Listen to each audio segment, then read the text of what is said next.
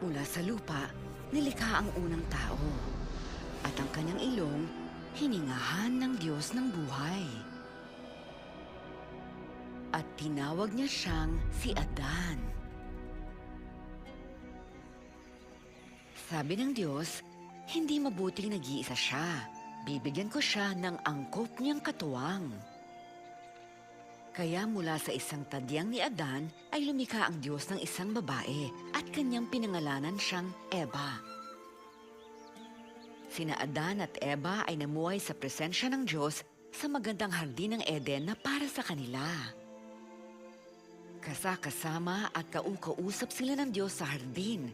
Wala pang kahirapan, kalupitan at kamatayan noon.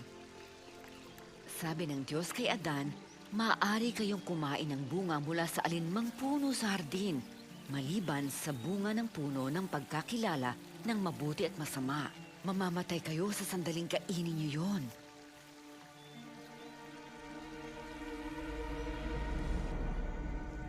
Ngunit isang araw, tinukso ni Satanas si Eva. Pumitas siya ng bunga at kinain ito. Binigyan din niya ang kanyang asawa na nooy katabi niya at kinain naman ito.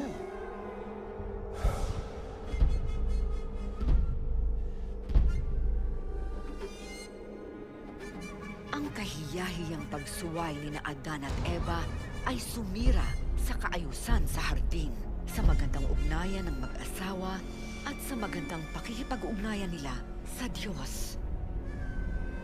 Isinumpa ang lalaki na habang buhay na magpapagal. At ang babae ay labis namang maghihirap sa panganganak at pamumunuan siya ng kanyang asawa. Ngunit may pangako ang Diyos na darating ang araw na ang binhi ng babae na kanyang sariling anak ang tuturog sa ulo ng ahas. Isinasaad ng mahabaging Diyos sa Biblia ang kanyang plano na maibalik ang magandang ugnayan at dangal sa kanyang nilikha. Ibinunyag niya ang bahagi ng kanyang plano kay Abraham. Nagtiwala si Abraham at nagbigay karangalan sa Diyos. Nangako naman ng Diyos na pagpapalain siya pati na ang mga tao sa lahat ng bansa sa pamamagitan niya. Isang araw, sinubok ng Diyos si Abraham. At sinabi niya sa kanya na humayong kasama ang anak at gawing isang hain.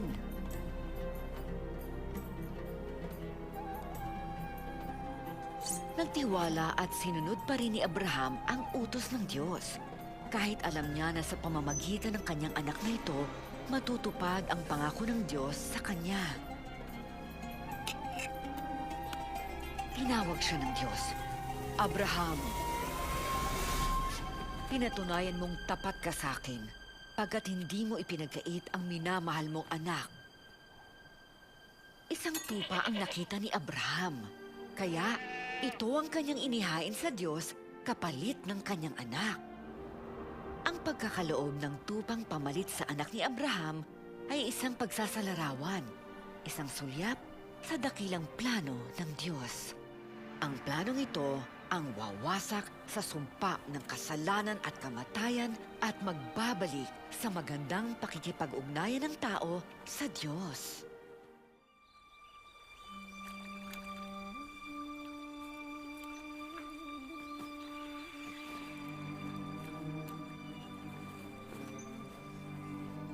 May isang dalagang nakatira sa Nazaret na nakatakdang ikasal kay Jose. Maria ang kanyang pangalan.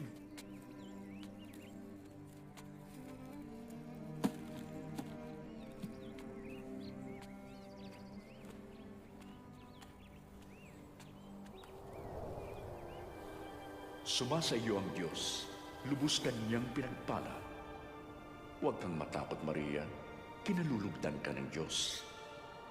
Maglilihi ka at manganganak ng isang sanggol na lalaki, at siya'y pangangalanan mong Jesus.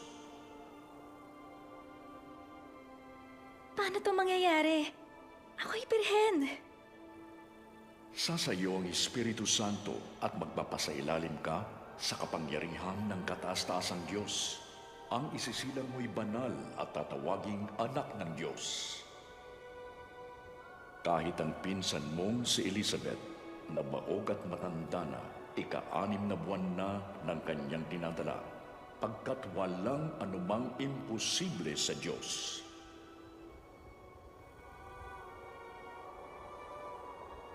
Ako'y lingkod ng Diyos. Mangyari sa akin ang iyong sinabi.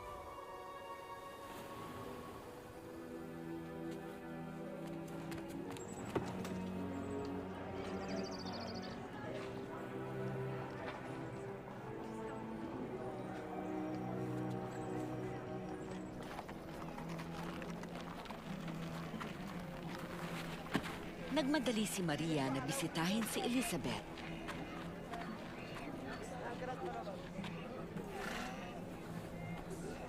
Elizabeth,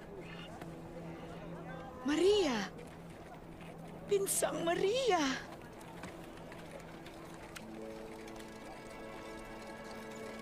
uy! Totoo! Pinagpala ka sa mga babae. Pinagpala rin ang sanggol mo. Anong pagkadakilang bagay ito? Nadalawin ako ng ina ng aking Panginoon. Nang marinig ko ang iyong bati, kumalaw sa tuwa ang sanggol ko. Nagpupuri ako sa Panginoon. Nagagalak ako sa Diyos na aking tagapagligtas. Ako'y abang alipin na nilingap niya. Mula ngayon, tatawagin na akong pinagpala.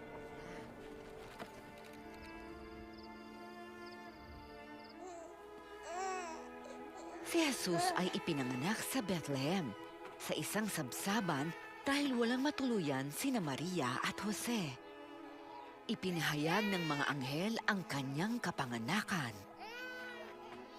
Pagsapit ng araw upang tulian siya, pinangalanan siyang Jesus, na ang kahulugay, ang Diyos ay nagliligtas. Dinala ni na Maria at Jose ang bata sa templo upang ihandog sa Panginoon. Nang marinig ko ang kanyang kwento, nabatid kong si Jesus ay hindi pangkaraniwang propeta. Ano yung sinabi ng anghel? Si Jesus, anak ng kataas-taasan? Siguro naman na hindi nagkarelasyon ng Diyos sa isang babae. Hindi talaga. Tandaan nyo, isang birhen si Maria. Ang paglilihi kay Jesus ay isang himalang mula sa Espiritu ng Diyos. Lahat ay kayang gawin ng Diyos. Hindi ba kayo naniniwala?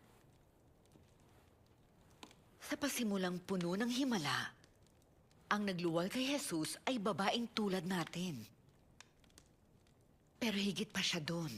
Talikdan niyo ang inyong mga kasalanan at magpabautismo at kayo'y patatawarin ng Diyos.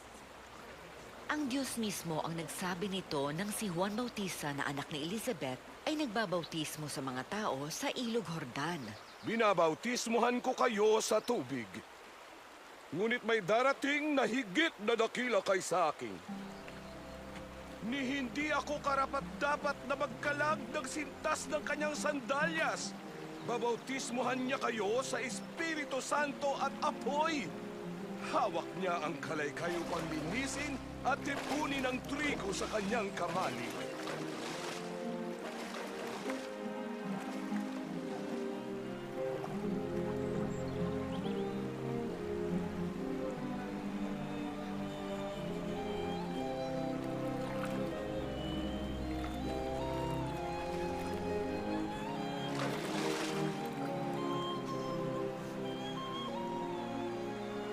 At bumaba ang Espiritu Santo sa kanya sa anyong kalapati.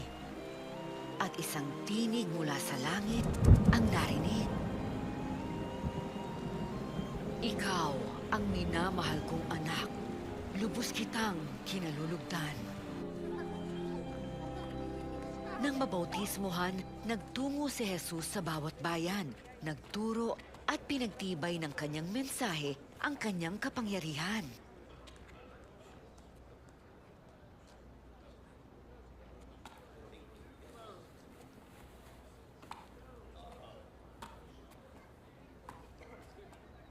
Di ba siya'y anak ni Maria? Siya nga.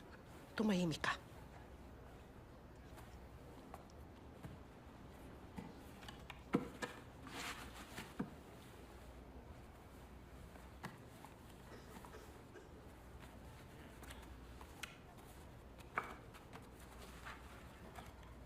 Ang Espiritu ng Panginoon ay sumasa akin. Hinirang niya akong ipangaral ang magandang balita sa mga dukha. Sinugo niya akong ipahayag na lalaya ang mga bihag at makakakita ang mga bulag. Palayain ng mga inaapi. At ipahayag na dumating na ang panahon ng pagliligtas ng Panginoon. Mahusay siya magsalita.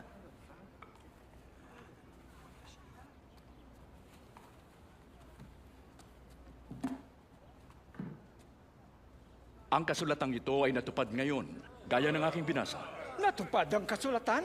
Ang Mesyas lang ang makatutupad ng ipinangako. Malalaman. Marami ang namangha sa kanyang salita. At naniwala dahil sa kanyang mga himala.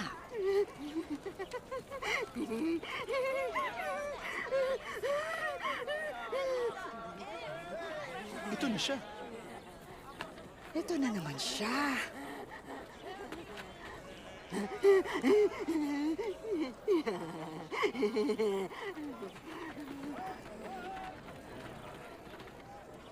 Sino yun? Ang guro mula sa Nazareth. Si Jesus. Kumusta? Kamusta? Alis, hindi ka kailangan dito.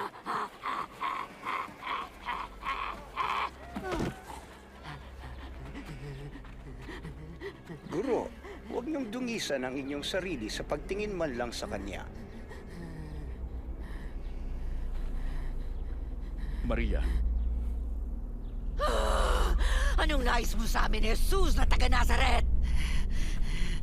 Kilala ka namin, ikaw ang banal na mula sa Diyos! tahimik! Masasamang espiritu.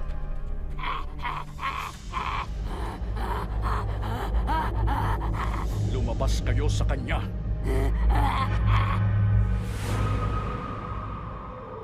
Patay na siya. Pinatay niya? Hahawakan niya siya. Di yan gagawin ng isang banal. Maria, anak ni Abraham.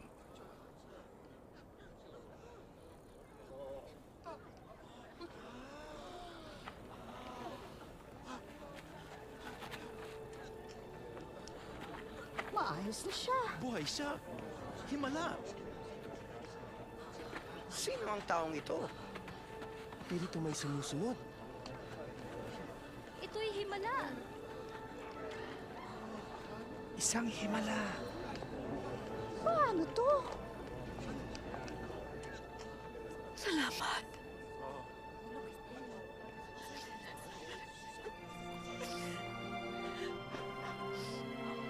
Salamat.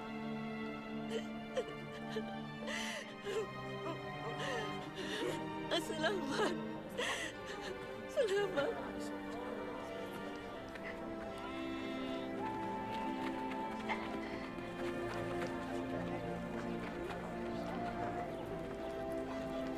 Mula noon, ako'y sumunod na sa kanya at gumagawa ng nakalulugod sa Diyos.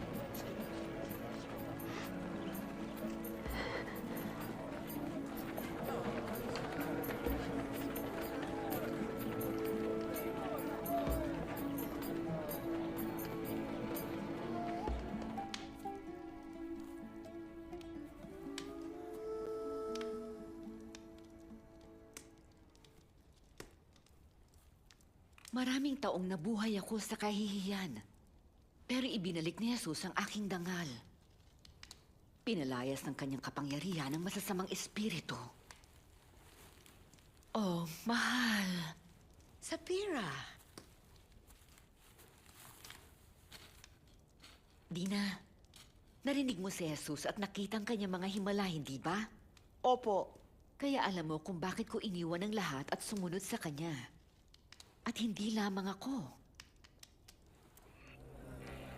Tayo'y gutom sa pisikal at espiritual at kailangan nating may magtuturo ng daan tungo sa Diyos. Pagkalipas ng maraming taon ng pagkabigo at pakikibaka, karamihan sa amin ay di na kayang umasa pa. Ngunit saan man magtungo si Jesus, tila may handog siyang pag-asa.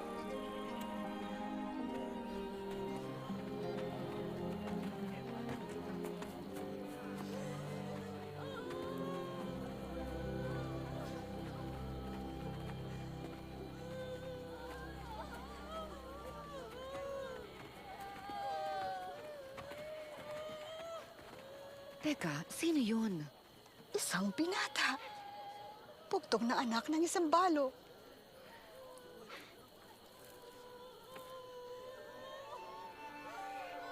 Binata, bumangon ka.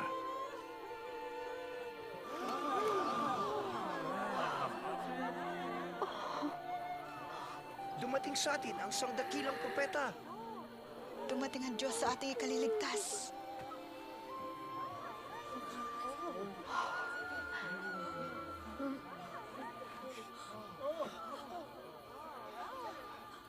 Kung ang nagmamahal lamang sa inyo ang inyong minamahal, bakit kayo dapat pagpalain?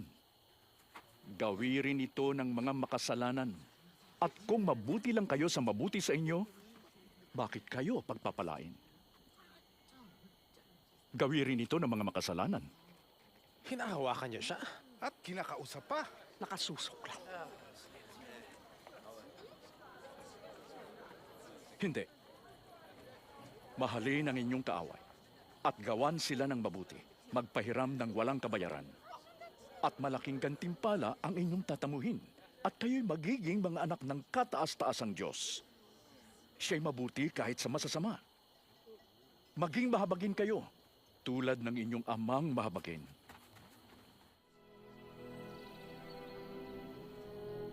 Itinuro ni Jesus na itinuturing ng Diyos na hindi kaaway ang kahit pinakamasamang makasalanan, kundi tulad ng nawawalang tupa na kanyang hinahanap upang ibalik sa kanyang kawan.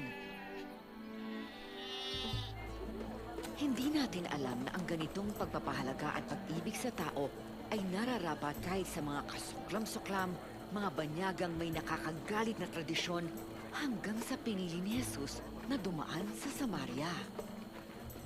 Sino itong babaeng inaalipusta? Siya isang Samaritana. Masama na yun, di ba? Tara na, bumili na tayo ng pagkain para hindi maging tayong guro.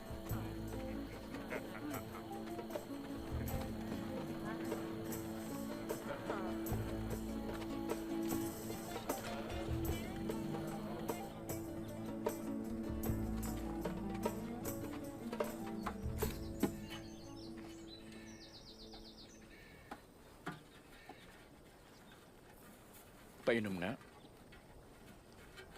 Isa kang Hudyo.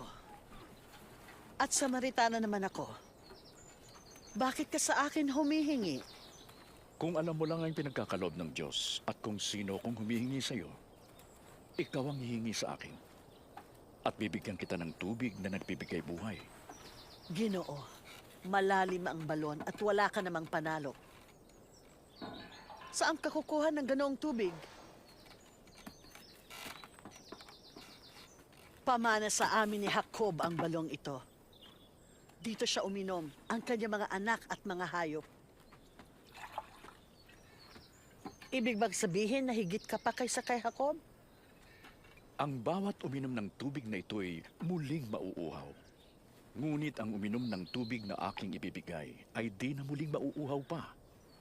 Ang tubig na ibibigay ko ay babalong tulad ng buhay na walang hanggan. Ginoo, bigyan niyo po ako niyan nang di na ako mauhaw muli. Ni pumarito upang sumalok muli. Tawagin mo ang iyong asawa at isama mo rito. Wala akong asawa. Tama ang sinabi mong wala kang asawa. Sapagkat 5 na ang iyong naging asawa at ang kinakasama mo ngayon ay hindi mo asawa.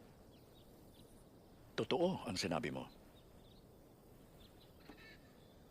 Ginoo, isa kang propeta. Sa bundok na ito sumamba sa Diyos ang aming mga ninuno. Ngunit sinasabi ninyo mga Hudyo na sa Jerusalem lamang dapat sambahin ang Diyos. Maniwala ka sa akin, darating ang panahon na sasambahin ninyo ang Ama, hindi lamang sa bundok na ito o sa Jerusalem. Hindi ninyo nakikilala ang inyong sinasamba. Ngunit darating ang panahon, at ngayon na nga, na sa kapangyarihan ng Espiritu, ang lahat ay sasamba sa kung sino ang Ama at maghahandog ng ninanais niyang dalisay na pagsamba.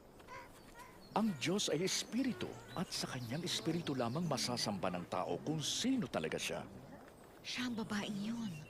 Bakit niya siya kinakausap? Hindi ba niya siya kilala? Alam ko na darating ang Mesiyas. Kapag siya'y dumating, ipapahayag niya ang lahat. Ako nga. Tusan niyo ang punong to. Mabunot ka at matanim sa dagat. At susunod ito. Ako nga ito.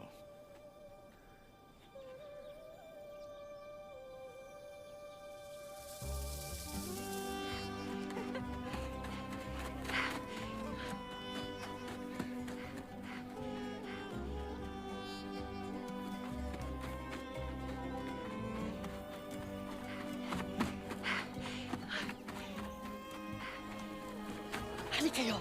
Masdan ninyo ang nagbunyag sa akin ang lahat ng ginawa ko. Halik kayo!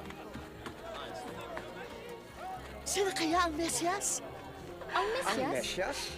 Ang pinangakong darating? Di pwede. Halik kayo! At tingnan ninyo! Halik kayo! Guro, kain na kayo. Ako'y may pagkain hindi ninyo nalalaman. May nagdala ba sa kanya ng pagkain? Ang pagkain ko ay tuparin ng kalooban na nagsugo sa akin. Ganapin ang ipinagagawa niya sa akin. Hinog na ang pananim at handa ng anihin.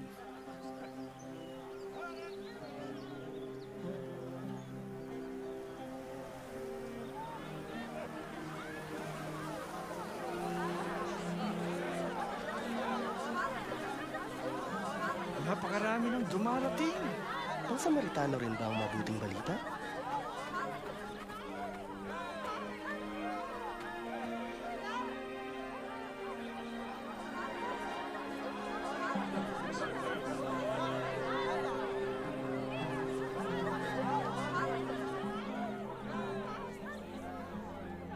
Nilapitan ng mga tao si Jesus at nakiusap na manatili siya at turuan sila. 2 araw kaming nanatili roon at marami pa ang sumampalataya sa kanya. Ang pagkabalisan niyo ba ay makapagpapahaba ng inyong buhay? Kung ganitong kaliit di niyo magawa, bakit kayo mababalisa? Masdan niyo ang mga bulaklak. Ang mga ito'y lumalago. Ang mga ito'y di nagpapagal. Si Solomon man ay hindi nakapagsuot ng kasing gandanan sa kanila. Kung ang Diyos dinaramtan ngayon ang mga damo na sinusunog lamang, kayo pa kaya ang tinyad damtan? Kulang ang inyong pananampalataya. Dagdagan niyo po ito. Kung ang pananampalataya niyo ay sinlaki ng buto ng mustasa, utusan niyo ang punong to. Mabunot ka at matanim sa dagat. At susunod ito.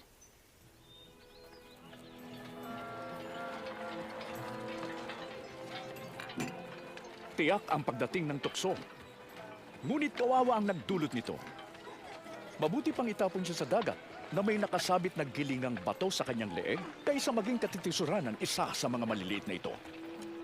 Tulad saan ang kaharian ng Diyos, ito ang katulad. May lalaking nagtanim ng buto ng mustasa sa kanyang bukid. Sumibol ito at naging isang puno.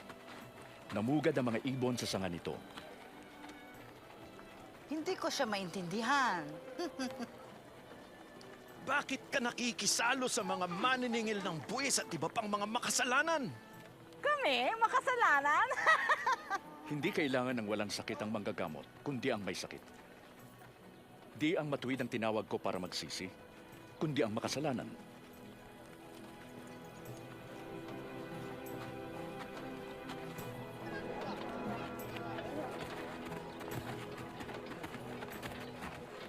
Mahawakan ko lang ang kanyang damit. Gagaling ako.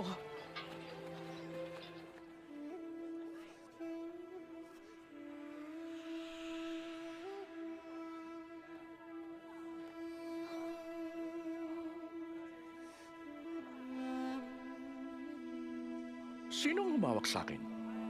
May humawak sa akin. Naramdaman kong may bisang lumabas sa akin.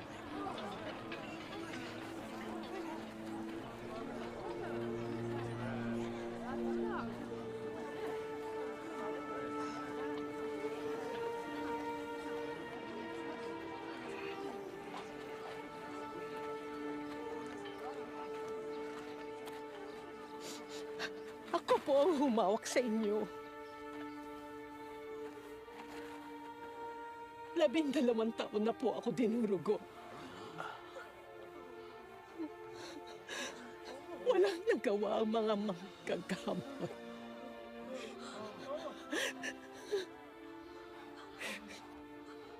Pero nang nahawakan ko ang inyong damit, gumaling ako.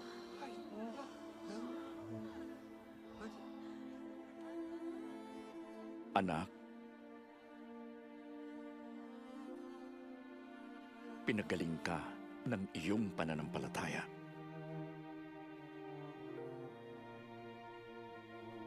Humayo kang payapa.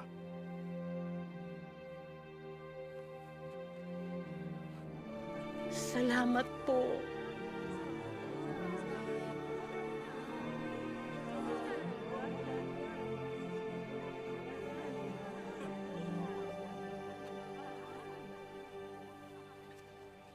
Tinawag niya siyang anak?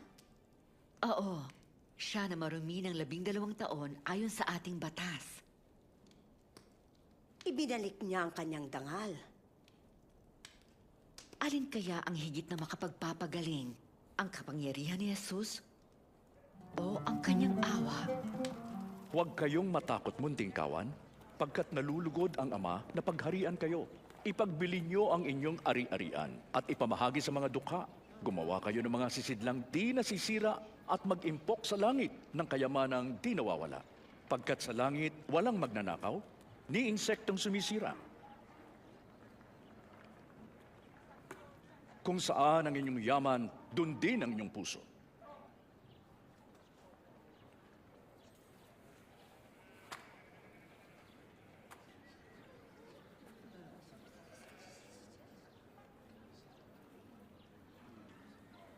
Babae, magaling ka na sa iyong sakit.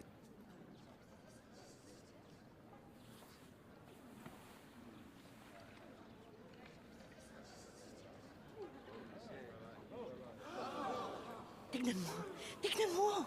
Magaling na siya. Himala, pansinin niyo. Magaling na siya. Dali, tignan niyo. Isa na namang himala! Kilang Diyos. 18 taon. Pagpalain ka, guro. Mayroong 6 na araw sa paggawa. Dapat isa sa mga araw na yun kayo nagpagaling, di sa araw ng Sabat. Mga mapagkunwari, hindi baga kinakalagan niyo ang inyong baka o asno para painumin kahit araw ng Sabat? Ang anak na ito mula sa lipi ni Abraham ay iginapos ni Satanas sa loob ng 18 taon. Di ba dapat siyang kalagan kahit ngayoy Sabat?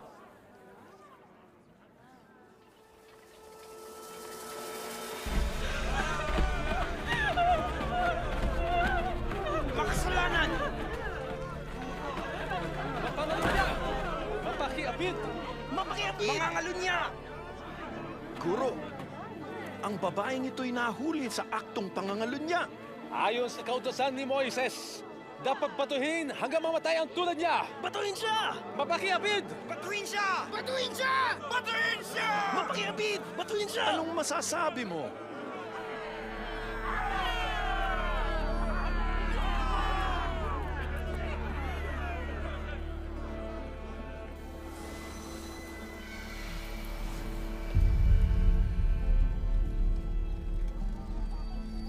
Guro, may dalawa tayong saksi sa pangyayari.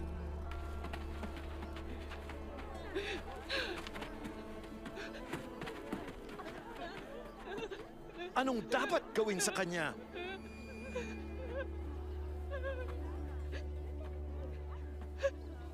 Sino man sa inyo ang walang kasalanan, siya ang unang bumato sa kanya.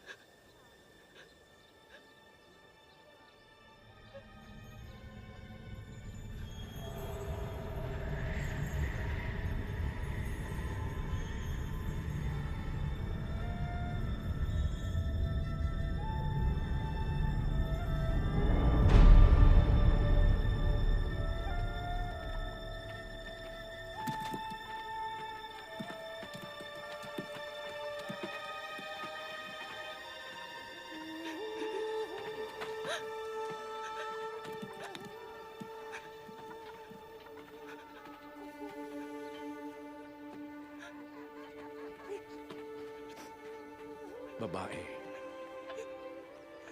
Nasaan na sila? May humahatol pa ba sa'yo? Wala na po. Di rin kita hahatulan.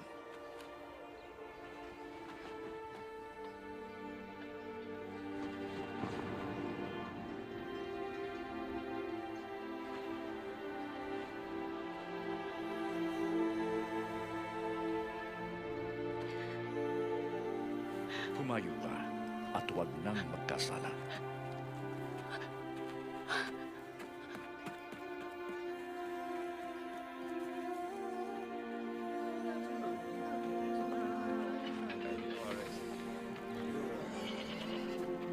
Tay, di ko makita. Sampak sa balikat ko. Nakikita mo na? Nakikita ko na si Jesus. Kanyang sinusuway ang kautusan, pati na ang sabat.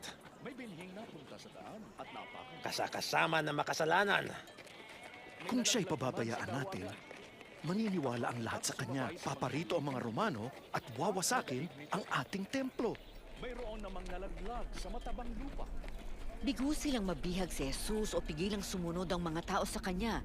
Pero porsigido silang matigil ang pagpapahayag ni Jesus na siyang ipinangakong Mesyas. At nakatagpo sila ng magkakanulo kay Jesus.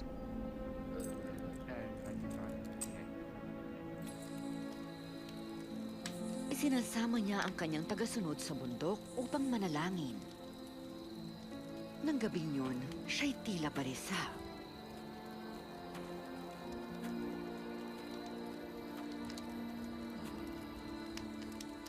Bakit kayo natutulog?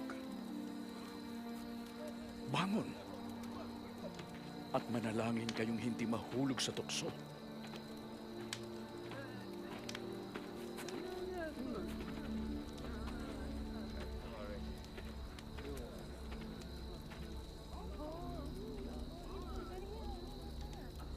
Judas.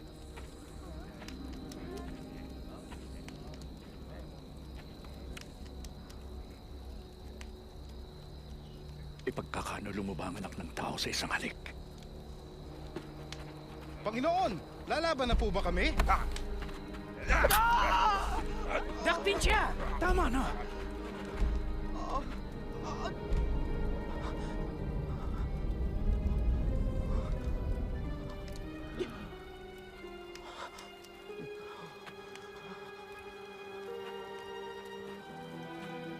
Tulisan ba ako na kayo'y may mga tabak at mamalo? Nagtuturo ako sa templo araw-araw, ngunit di niyo ako dinakip. Subalit oras niyo ng pamayanihin ang kadiliman.